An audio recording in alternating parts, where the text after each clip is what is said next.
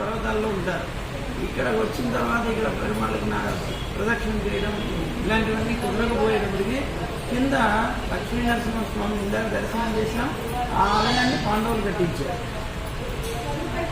పాండవుల యొక్క నిర్మాణం అన్నమాట.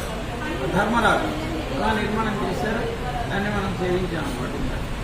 చాలా విశేషమైనటువంటి ఇందాక అక్కడ అమ్మవారిని చూసారా, ఎంత అద్భుతమైనటువంటి తల్లి అలా కూర్చున్నట్లుగానే ఉంటారు. చాలా విశేషమైనటువంటి ఆలయం క్షేత్రం ఇది. నరసింహ క్షేత్రాల్లో చాలా ముఖ్యమైనటువంటిది.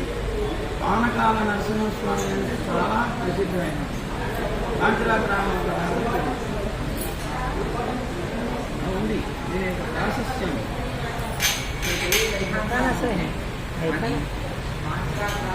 కూడా దీని ప్రాముఖ్యత